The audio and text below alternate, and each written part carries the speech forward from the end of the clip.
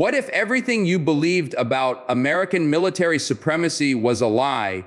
What if the most expensive, most sophisticated missile defense radar ever built, a system that took decades to design, billions of dollars to construct, and was supposed to be untouchable, was destroyed in a single strike, not in a movie, not in a simulation, in real life? Tonight, we're going to take you inside one of the most stunning and consequential military events of the modern era. A moment that didn't just destroy hardware, it shattered assumptions. And by the time this video ends, you'll never look at American military dominance the same way again. Hello, everyone. Welcome back to the channel. Before we dive into the full story, let's pause for just 1 second and ask you a question. How confident are you that the United States military is protected from every threat? How confident are you that $1 billion buys you safety? Because somewhere right now, in rooms filled with generals and intelligence analysts, people are scrambling, people are re-evaluating, people are asking the very same questions that we're going to answer for you today. Stay with us, because what comes next will change the way you see modern warfare forever. Let's start at the beginning. The radar system we're talking about isn't just any piece of military hardware. This is the ANTPY-2, a terminal high altitude area defense radar, better known as THAD.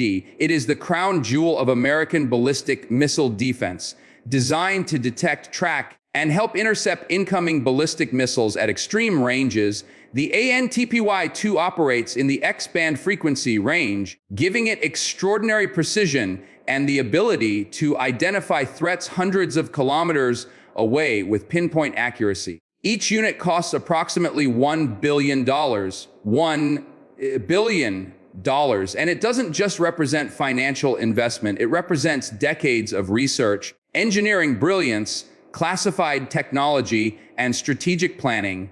It is, in every sense of the word, irreplaceable. Now here's where the story gets chilling. Iran didn't just claim to have struck this radar. Iranian state media, military officials, and regional intelligence sources all corroborated a coordinated strike that targeted American military infrastructure in a way that left defense analysts across Washington, London, and Tel Aviv in stunned silence. The details that emerged from intelligence reports painted a picture of an adversary that had studied American vulnerabilities, not for months, but for years. And in a single, calculated moment, they exploited those vulnerabilities with devastating precision. But before we go further, we need you to understand something crucial. This isn't just about one radar. This isn't even just about Iran. What happened here has consequences that ripple across every theater of modern conflict, from the Pacific to Eastern Europe, from the Korean Peninsula to the Persian Gulf. What Iran demonstrated is a doctrine, a blueprint, a message sent to every adversary of American power. Even the most expensive shield has a crack, and right now, someone is looking for yours. Let's talk about what THAAD actually does. Imagine a system so advanced that it can detect a ballistic missile launch from another country, calculate its trajectory in milliseconds, and then fire an interceptor that travels at speeds exceeding Mach 8 to destroy it in the upper atmosphere. THAAD doesn't just protect troops, it protects cities, it protects allied nations, it protects the entire strategic architecture of American military presence in a region. The radar component, the ANTPY-2, is the brain of this operation. Without it, THAAD is blind. Without it, the entire missile defense umbrella collapses. And that is precisely what Iran targeted. Here's what intelligence analysts believe happened.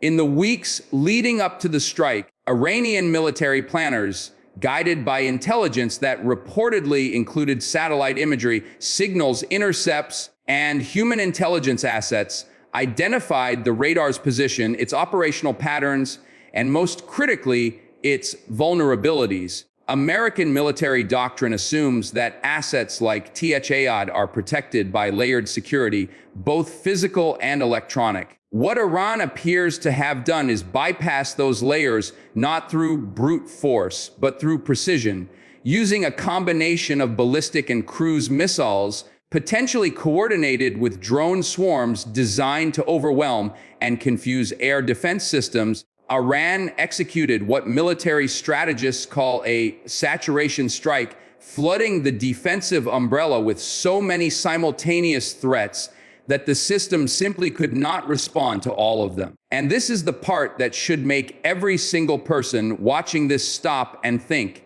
A saturation strike is not a new concept. Military planners have theorized about it for decades, but actually executing one against a system as sophisticated as THAAD, against American military infrastructure, that is a threshold that no adversary had publicly crossed. Until now, the geopolitical fallout was immediate. Within hours of reports emerging, emergency sessions were convened at the Pentagon. Congressional briefings were requested. Allies in South Korea, Japan, Israel, and across the Gulf Cooperation Council quietly began reassessing their own TH-80 deployments. Because here's the nightmare scenario that nobody wants to say out loud. If Iran can do this, what can China do? What can Russia do? What can North Korea do when they've spent the last decade studying Iranian tactics? The vulnerability Iran exposed isn't just American. It's a vulnerability that undermines the entire Western military alliance's confidence in missile defense architecture. Let's pause here and talk about Iran's evolving military capability, because if you've been following conventional narratives, you might have a wildly outdated picture of what the Iranian military actually looks like in 2025. Many people still imagine Iran as a regional power with aging Soviet-era equipment struggling under the weight of decades of sanctions. That picture is dangerously incomplete. Over the past 15 years, Iran has made systematic investments in what military analysts call symmetric warfare capabilities, weapons and tactics specifically designed to level the playing field against technologically superior adversaries. Their ballistic missile program is now among the most advanced in the world outside of the 5 permanent members of the UN Security Council. Their drone program, which gained global attention through their supply of Shahid series drones to Russia, has demonstrated a capability to produce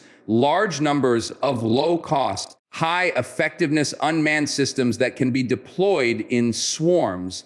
And their precision strike capability has been validated repeatedly in regional conflicts, from strikes against Saudi oil infrastructure in 2019 to the brazen direct strike on Israeli territory in April 2024. But this is different. This is something else entirely. Here's something most analysts won't tell you because it challenges too many comfortable assumptions. The United States has known for years that THAAD has vulnerabilities, not publicly, not officially, but inside the classified networks of the Defense Intelligence Agency and the Strategic Command. There have been internal studies, red team exercises, and war game scenarios that explored exactly this kind of attack. The question was never whether it was theoretically possible. The question was who would be bold enough and capable enough to actually attempt it. And now we have our answer. Think about the strategic calculation Iran made here. Striking an American asset of this magnitude is an act that carries enormous risk. The potential for escalation up to and including a direct military response from the United States is real. So why do it? What was Iran's strategic logic? Military strategists point to several factors. First, deterrence. Iran wanted to demonstrate that American military power in the region is not invulnerable. That message is aimed not just at the United States, but at regional allies who depend on American military guarantees for their security. If those allies begin to question whether THAAD will actually protect them, the entire American alliance architecture in the Middle East begins to fracture. Second, domestic politics. Iranian leadership has for decades used military confrontation with the United States as a tool of domestic legitimacy. A successful strike against a $1 billion American system is an enormous propaganda victory at home. Third, and this is the most chilling possibility, capability demonstration. Iran may have struck this radar not just for what it destroys, but for what it proves. It proves to other adversaries, to arms customers, to proxy forces and allied states that Iran has genuinely joined a new tier of military capability. Let's talk about the global implications for a moment, because they are staggering. In South Korea right now, TH-80 batteries are deployed as a critical element of defense against North Korean ballistic missiles. South Korean and American military planners will now be urgently reviewing those deployments in light of what Iran demonstrated. In Japan, similar conversations are happening. In Israel, which operates its own layered missile defense system, including Iron Dome, David's Sling, and Arrow, intelligence officials are running analysis on whether the tactics Iran used could be adapted for use against Israeli systems. And in NATO, where missile defense has been a cornerstone of collective defense planning since the Obama administration, alliance planners are now confronting uncomfortable questions about whether the architecture they've built is as robust as they assumed. Here's what makes this moment historically significant. For most of the post-Cold War era, American military technological supremacy has functioned as a kind of psychological force multiplier.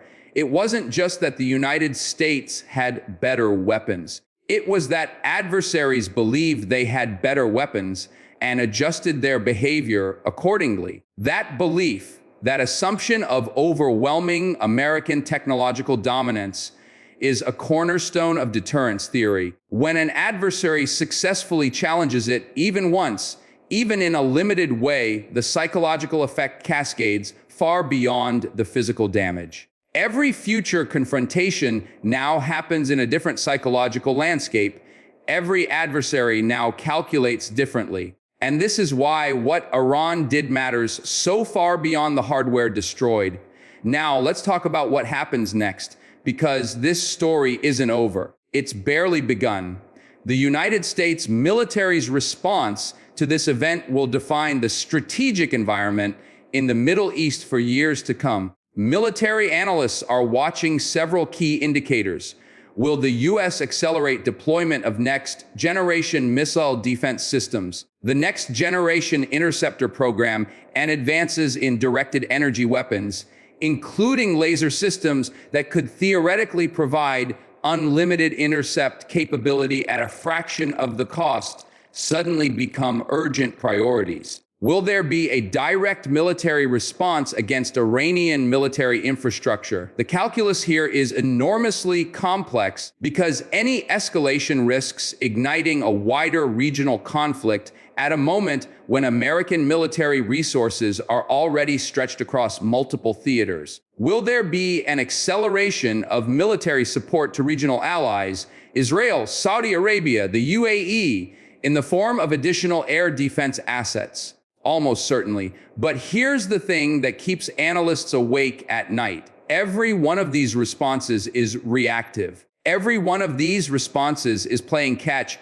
up with an adversary that has just demonstrated it can set the tempo of this conflict. And in modern warfare, whoever sets the tempo, whoever forces the other side to react, holds an enormous strategic advantage. Let's take a step back and think about what this moment means for ordinary people, for families in American cities, for communities in allied nations, for the millions of people who live within range of ballistic missile threats and who have been told that systems like THAAD stand between them and catastrophe. Because this isn't just abstract geopolitics. These are real stakes, real lives, real security questions that go to the heart of what governments owe their citizens. The promise of missile defense has always been fundamentally a promise of safety, a promise that technology can create a shield that protects the innocent from the weapons of war. What Iran demonstrated is that those shields are not impenetrable. And while that doesn't mean we are all suddenly defenseless, the United States and its allies retain enormous military capability. It does mean that the promise needs to be revisited. The investment needs to be recalibrated, and the doctrine needs to evolve. Here's what the most clear-eyed defense analysts are saying privately. The era of depending on single, expensive, fixed defensive assets is over. The future of missile defense lies in distributed systems, networks of smaller, more mobile, more redundant sensors and interceptors that can't be taken down with a single strike. It lies in electronic warfare capabilities that can blind and confuse incoming threats before they reach their targets. It lies in offensive deterrence, convincing adversaries that the cost of striking any American asset is simply too high to contemplate. And it lies in the next generation of directed energy weapons that could fundamentally change the economics of missile defense, replacing expensive interceptor missiles with lasers that cost pennies per shot. But all of that takes time and money and political will. And right now, in this moment, the gap between where American missile defense is and where it needs to be has just been made visible to the world. We want to leave you with one final thought. Throughout history, the moments that have most fundamentally changed the course of military conflict are rarely the ones that make headlines in the moment. The development of the longbow before Agincourt, the radar technology that saved Britain during the Battle of Britain, the atomic bomb that ended the Second World War, the precision-guided munitions that revolutionized Gulf War strategy.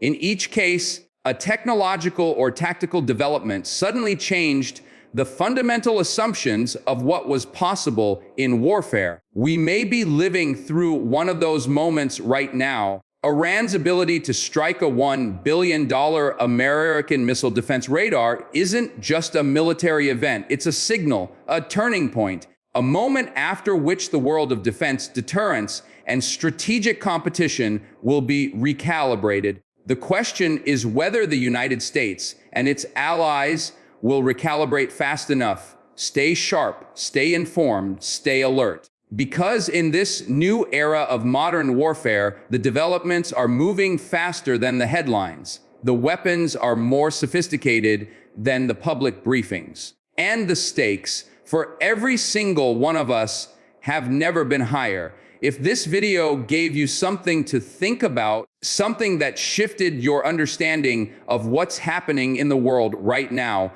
then share it with someone who needs to see it. Because knowledge, in a moment like this, is not just power, it is protection. Don't go anywhere. We have more coming that you absolutely cannot afford to miss.